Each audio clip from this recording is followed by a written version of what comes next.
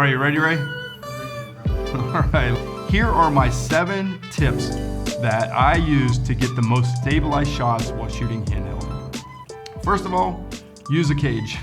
It seems kind of weird. You talk about stabilization and you're talking about a cage. Here I have a small rig cage that I put on, and what that does is it adds weight to your gear. So what weight does, it takes out those micro jitters that you may have. So it really does help. I even go as far as adding, I know a lot of people put, batteries on the back. You have the V-mount batteries.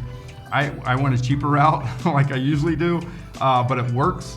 And I put in just a regular old, PD power delivery type power bank, and I feed it into the camera. It adds a little more weight, but it also helps me with my battery. 2, you want to turn on your stabilization in camera. So for the A7S3, I use active stabilization.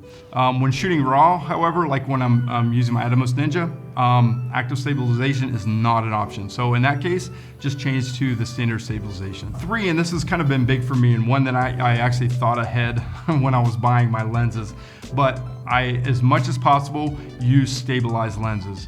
It really does work together with the stabilization in camera. So in our case, we use a Zeiss 85mm lens. Great lens. It has stabilization built in. So when you want that, a little more reach, or I even use it over 55 quite a bit, but it's a really good lens for me. Has stabilization, gives that extra bit. Another one is a 90. I know it's very close to an 85, but when you can get very close to subjects with this.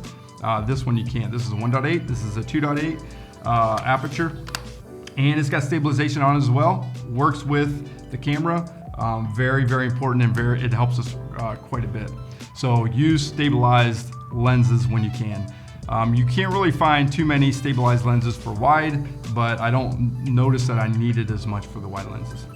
And the third is a little different. I know a lot of people you'll see on Facebook, they say use a strap.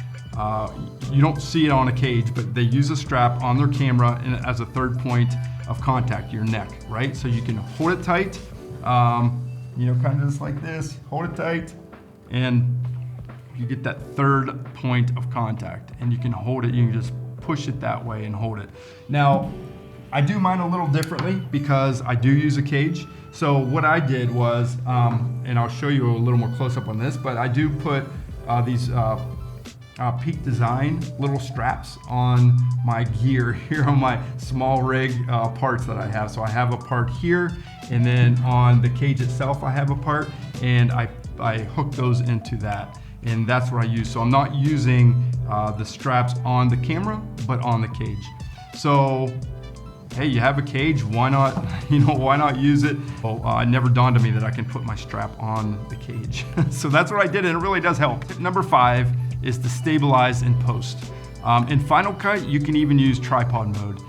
If you're not moving and you're holding it still, and you're not quite still enough that you want it to be, you can go into Final Cut, choose tripod mode, and it'll zoom in a little more, but you will get a nice steady tripod shot if that's what you're going for.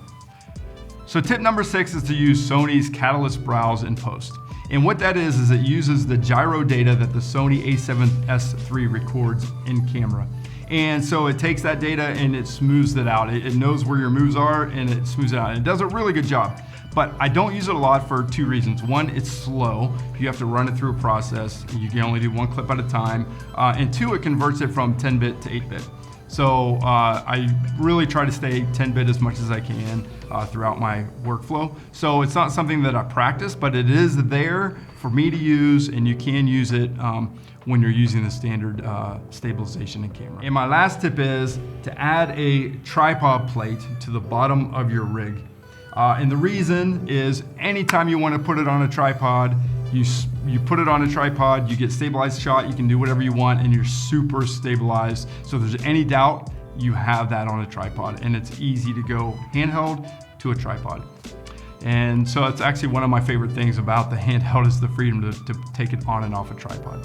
So those are my 7 tips to get stabilized shots while hand holding. I love shooting this way. Give them a try. I think you'll like it too. I'd appreciate a like and subscribe if you get some value out of this, as it helps my channel grow. So much more is to come. I have so much planned. And remember, be you, believe in yourself, you can do it. Thank you. All right, it's a wrap, Ray. Yeah.